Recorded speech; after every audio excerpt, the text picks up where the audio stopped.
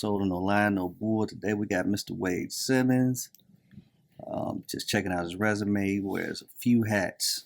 You tell him a little bit about yourself, Mr. Wade Simmons. Oh, sure. I'm Wade Simmons. I'm an independent filmmaker of 9 years.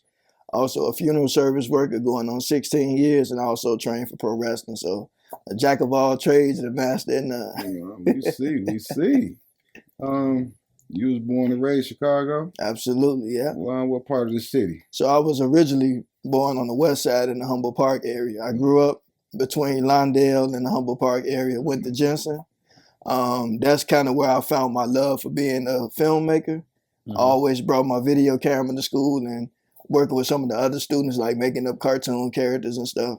Yes, sir. And then I also knew that I wanted to be a funeral director as well in elementary school. Oh. So everything that I'm doing was already with me since a childhood. Yeah, so you started early with it, huh? Absolutely. You had them thoughts and made them come to life. Yeah, you got to make it happen. Yeah, see, Chicago, they produce some tough people. How did you grow up here with the mindset? Oh, well, for me, I wasn't. I was never like a person like into the streets. Mm-hmm. I got relatives that were, but right. Me, I was more kind of reserved, chill, laid back, pretty much got along with everybody. Mm-hmm. But I just, I've always been like a person that appreciated life and just loved people, Exactly. And so I just try to, just motivate people to be more positive and show love and share love. Yeah, I got that kind of from you when we first spoke and stuff. Then I went on your Instagram. I saw you had that type of spirit. Yeah. First dream as a kid, was it wrestling, film, or something else? It was actually filmmaking, because one of my favorite movies was The Crooklins, Spike Lee. Mm-hmm. When I seen that movie as a child, I fell in love with it, and I'm like, you know what? I would love to spend my life doing that. And then the funeral business, kind of as well, because I was always kind of curious about death. And I remember when I was younger, I had I don't really like to say out of body experience, but mm-hmm. kind of like a near death type of thing. And so that kind of showed me God was real, and it wasn't nothing to be afraid of. And so it just kind of made me curious about that. Okay. What kind of education or do you have in the filming industry, or did you go to school for it, or you just kind of picked it up as a hobby and got good at it? What? I actually went to school for it. It was funny because I never thought I was going to go to school. What ended up happening was I went to school to be a mortician first. Okay. And the school that I went to, it was hard.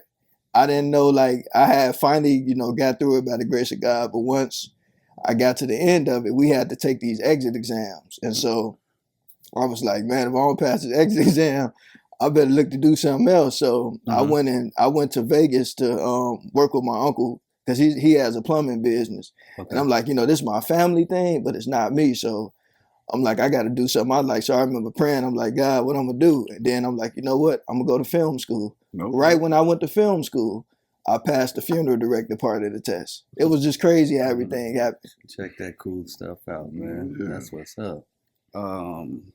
You've done a little work for Chicago PD in the film industry, right? Tell us a little bit about that. So the first time they picked me was for a funeral scene, actually. I'm like, I can't. No, I can't. I can't escape this. Yeah, the first time they picked me was for a funeral scene, and then they just kept picking me after that. So I never really thought about being an extra, because I'm more of a filmmaker. Acting is not something that I really I'll do it, but it's not my first passion. But I just started doing it because one of my first episodes to my web series, the main actor didn't show up, so I stepped in, and so I just kept doing it. So when Chicago PD picked me to, do the scene or whatever, I just kept, every time they kept texting me, I just started showing up. They may be calling me Friday, I don't know. It was all funeral parts? No, it's been different parts. I played one of the little street races or whatever. Mm-hmm. I done been we did a film shoot at the museum. We did some stuff there. So I've been in quite a few of the episodes. Oh, okay. Going on number 6. Probably get you a steady little part going on there, huh? Yeah, well, look, if they don't give it to me, I'ma still do my thing. I know that's right. gonna create our own film. Yeah. Let's switch gears a little bit. Wrestling. Oh yeah. Why pro wrestling? What pulled you in? So I actually wrestled in high school. I didn't say I was great, but I did wrestle in high school. But I wrestled my freshman year, then I quit. Then senior year, I'm like, you know what? I'm gonna go back. And so I finished. And so I always low key like, you know, grew up watching like WWE and stuff of that nature. So like, and in the back of my mind, I'm like, if I ever got the opportunity, I would. And then I actually did get the opportunity because I wanted to make a documentary on pro wrestling. And so I ended up connecting with a guy by the name of Steve Boz. He wrestled back in WWE when it was WWF back in the day. And he's been in a couple of other promotions, but he offered to have me to come out and check his facility out. And then when I went, he was like, instead of him giving me the permission to make the documentary, he offered to train me.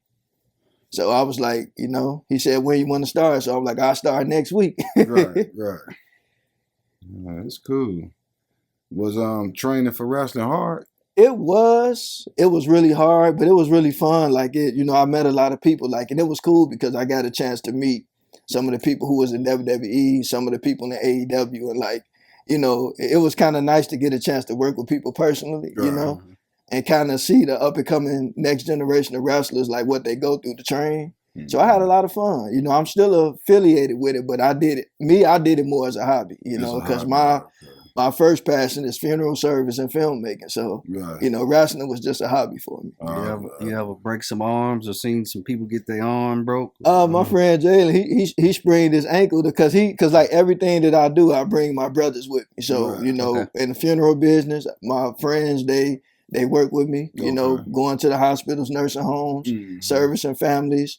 The film industry, I work with, you know, professional actors as well as friends and family. Look, I try to bring my people up too, and in wrestling, my friend Jalen, you know, he came along with me as well. So, you know, that's what's up. It takes teamwork to make the dream work. Yes, sir. People along with you, man. I really like your energy, man. You know, really like your energy. The biggest lesson wrestling taught you about discipline and pain tolerance? It taught me to be tough, but it also, you know, taught me to not be afraid of falling. Because if you're gonna be a wrestler, you can't be afraid to fall. So I apply that to life. That in life, when you got things you're trying to do, you can't be afraid to fail. Because a lot of the great people who have ever did anything great, everybody had that time period where it looked like they weren't gonna make it or whatever, but they took the risk and it worked out. Exactly. How close are you to going pro, and what's the timeline? I have still ties to the pro wrestling world. If I want to take that direction, I can. But to me, I'm all about building my own table than rather than looking for a seat at the table, you know. And there's no disrespect to anybody, but to me, it's like you got to go through a lot trying to prove things to people when you can kind of build your own thing, you know.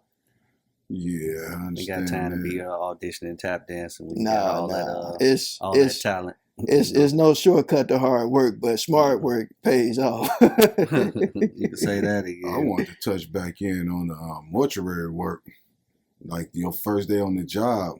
Like, what hit you the hardest? Like your first day there? Well, when I first started, because I'll tell you that my teacher, I gotta always thank my teacher, Miss Anderson, because she was the one that called Spencer Leak Jr. to see if I can start volunteering with them. And so he was like, tell them to get a gold tie, white shirt, black suit. So I did it, and I ended up working with them for 13 years. But it was pretty normal to me. Like, I mean, don't get me wrong, like, you know, being in the funeral business, it can be tough because you're dealing with people at an emotional time. And then, you know, we got our young brothers and cousins. We want them to turn their life around, some of them, but, you know, it can be rough, man, because you deal with all type of situations, you know, and again, all life is precious, but, you know, sometimes when we, you know, get, you know, situations where people have been killed, and sometimes that can be rough on the family, and then you got to worry about retaliation and police, and I'm sure. And then not even just that, like sometimes just regular families fighting over insurance policies. You know what I'm saying? Like all that stuff, you know. Yeah. I think that's more tough than dealing with the dead. Yeah, exactly. Oh yeah. Oh Yeah. yeah. So Anytime there's death in the family, you're gonna see some drama. Oh man, I'm trying to tell you, I remember some family was fighting over some chicken in the parking lot. Oh, In the wow. wintertime with the shirts off, I said, that must have been some good chicken. Yeah, gotta be some good chicken. So you being around all that death. So how did it change how you live now? For me, it taught me to never take anything for granted and always love people. Don't hold grudges against people. And, just cherish every moment, and just be present, because I've seen a lot of cases where, like, I remember working at Leak, right? There was a situation where it was a gentleman, his mom died. Mm-hmm. I was talking to him at his mother's funeral. 3 weeks later, we put the casket in the chapel. And I opened the casket. It was the guy I was talking to. Literally 3 weeks. Wow. And so, like, stuff like that just remind me that, like, tomorrow ain't promised on this side to none of us. So, it's important to, like, just love people and just be present. Don't look too far down the road. Like, take every day God give you and just make the most of it. Live life to the fullest. Yeah. Yes, sir. Yeah, I can see that. I can see that. Mm-hmm. Let's get back to the filming industry. I'm very curious about that. What kind of stories do you tell in your personal film making? You say you are doing a short story or a documentary or something? So right now I'm working more towards making documentaries, and I'm gonna tell you why about that. But when I started, I was actually making narrative shorts. I did a film because one of my teachers in film school, he was like, instead of you trying to pitch your stuff to, like, all these big networks, you're a young black man from Chicago. You're in the funeral business. You have a very diverse and interesting background. So you should focus on making your own stuff. And so I took his advice while I was in film school. Stuff not perfect, but I took the opportunity while I was there to start shooting my own web series. And so it was loosely based off me going to mortuary college, and then it ended up turning into something totally different. But I just kept it going because it's experimental. Like, I look at, like, Walt Disney, right? When he first started out making shorts and stuff like that. Like, a lot of people really don't realize that, like, short films back in the day was like, it was a really big thing. And so, like, to me, I would tell any filmmaker, that's a really good way to start out, because when you get into features, you want that to be perfect. Right. So you can take the short films and it may not be perfect, but you perfect your craft. And so I just kept doing it. Like, I started, and while I was in college for it, and just kept going, whether it was good or bad, I just took it and learned from it. And I never throw any of my footage away, because I remember being in film school, one of the young guys that he was a fellow classmate, he passed away right after film school. And so, like, I tell people, like, everything that God bless you to do, don't waste your work. It may not be perfect, but if you don't show people, stuff, then you never know. Yes, sir. So I started, doing that. And then I'm like, I want to make documentaries, because me being in the funeral business, when you're doing somebody's funeral service, you're helping their family tell their loved one story. Exactly. So I'm like, if I can serve people when their family is gone and they're no longer here to tell their own stories, then I can tell people's story in life. Yeah. I can tell people's story while they're here and give them their flowers. Mm-hmm. If you had to shoot a film about your life right now, from today back on, what would the title be? Oh man, it would be Bounce Back. Bounce Back? A story called Bounce Back, because that's been my life of just navigating through, setbacks and things of that nature. Because even like today, like, right now, I am a licensed intern in the funeral business in the state of Illinois, but it took me that long to get that far. I'm also a funeral service arranger in California, but working to get fully licensed there as well. So it kind of seems like I'm all over the place, but I'm not. I'm more intentional than people think. It's just one of them things where I don't fear failure. And to me, it's like, when you're doing something in life, you don't have to always put a time frame on it, because if you try and you get a setback or whatever, you just bounce back from it, because everybody has setbacks, and anybody that do anything great, you're not going to just walk into it without no trials or bumps. So it's like wrestling. You take bumps in life, and so you just got to navigate through it. Oh, yeah. Everybody should know about that. How old are you, bro, if you don't mind me asking? 33. 33. You got all of these things under your belt in 33 years? Man, shouts out to you, bro. Yeah, that's why I finna ask him. So how do you manage wrestling, mortuary, filmmaking, all together, and then you don't burn out? Well, so for me, I did at one point, because I'm glad you brought that, because back a couple of years ago, I actually developed a vocal disorder called spasmodic dysphonia. This when I was working at Leak. Okay. And so that kind of also led up to me leaving, because I was like, when I got stressed, my voice would change. It was strained, and I didn't know what that was, but I went to the doctor. They was trying to get me to take like these Botox injections, but I'm like, no, you know, I don't know. Yeah, I don't know about that. I ain't get no Botox in my throat. So the voice therapist like, you know, you're a filmmaker and you're doing wrestling. Like, why not kind of step back and focus on that? And so when I ended up leaving the funeral home full time, because I was waiting on my license to come, and in the process, when I left, my voice came back. And so then when I got my license, I just started my own mortuary transportation company. And it was a lot better, because now I was doing what I went to school for, you know. Instead of doing all the other stuff, I got a chance to actually get out in the field and help serve families and, you know, pick up loved ones from, you know, the place to take them into the care of the funeral home. And so once I was finally got past that hurdle, it just took off from there.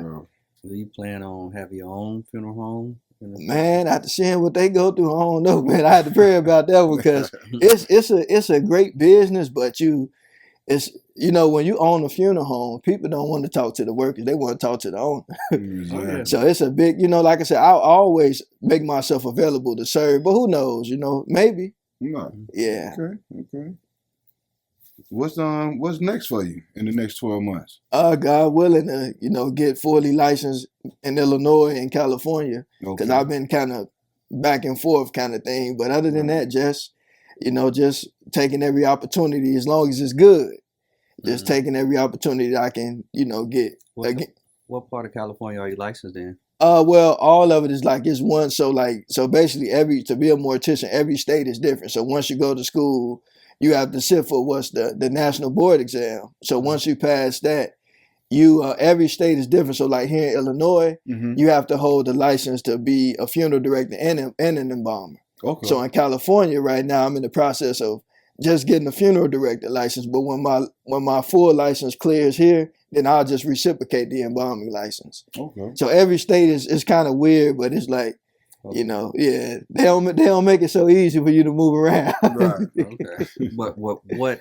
particular are you more in LA or the Bay? Well, Anaheim, between Anaheim and Lawndale, California. Those are my favorite areas. So like is that out there by Santa Rosa? Well, Lawndale is like right by Long Beach. Okay. Yeah. Okay. Anaheim. Okay. That's right. That's where Disney World is at. Okay. Yeah, Disneyland. Yeah, Anaheim. But yeah, I love, like, you know, I've been but because everybody was like, why you want to go to California? But it's not so much even about film for me. It's more about some other stuff I'm trying to do. You know. Because like I said, I wanna be able to help my people here in Chicago as well. But sometimes, let's tell the truth, sometimes in order to do some good things, you have to move around a little bit, because, you know, sometimes doing things back home is not always that easy. You know, I've learned that people who don't know you sometimes will push you further than your own people sometimes. You know, and it's not personal, but it's everything. Yeah, it just seems to be that way. Yeah, it do. You got to bounce around. You got to be diverse if you want to be successful. Yeah. What advice that you think you can give kids around the Chicagoland that feel a little boxed in because of their circumstances? What word of enlightenment that you think you can give them?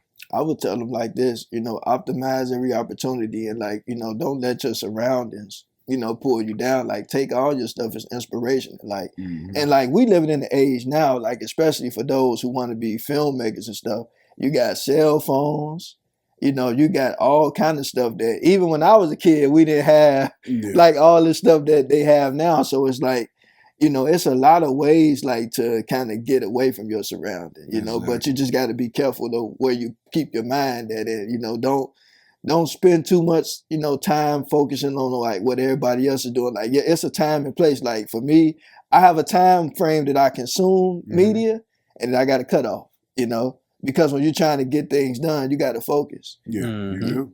Yeah, you got to participate, don't just spectate. There you go. You're right. You're right. So how much time do you give yourself for film, and then you go work your other job at the as a Mortuary. Well, so the thing about the funeral business is I never know when I'm gonna get a call. Okay. So I can be out and then somebody say, "Hey, Wade, we got, you know, somebody at, you know, A and B hospital, and can you?" And so if I'm available, and one thing about me, I normally don't never turn down the opportunity to serve somebody loved one because they didn't have to call me, you know. So Exactly. and you know, I understand that because all of us have lost loved ones, and so you know that's part of being in that business, that you have to always be available. You know, Yeah. don't get me wrong, you might be on vacation and stuff like that, but you know, if I'm available, I'm not gonna keep nobody waiting. You know, Exactly. yeah. Question: do you just pick up loved ones from the funeral home, or do you like pick them up off the streets sometime when they've been deceased? Or? Well, so how this works is that if a person is in hospice, you can go to the house and remove the body. But other than that, if it's like any homicide or murder, things of that nature, you have to go to the medical examiner. First, okay, Yeah. Or and then depending on what county, they might have like a morgue or coroner's office, or so every county is kind of different. But you know, I do a lot of like nursing home pickups, hospital pickups. Okay. Okay. Man, it was good, you know what I'm saying? Listening to you and the different hats and everything you wear. Man, tell the people a little bit about where they can find you at. You got social media tags, websites. Yeah, so you can find me on Instagram, Wade Jedi 99, or you can reach me on Facebook, Wade Simmons, and then my film work is on Vimeo, Wade Filmmaker 777 on Vimeo. So feel free to reach out. I'll talk to anybody. Like I'm all about helping people. So, you know. Okay. Yes, sir. We appreciate you coming on the platform and sharing them stories with us. I appreciate you all for having me, because Yes. nobody had to do anything for you. So when people do, you know, I love to show appreciation. So thank you all for having me. Yes, sir. We'll have you back again, Mr. Wade. Anytime you want me, I'll be here. Yes, sir. Appreciate you, man. Yep.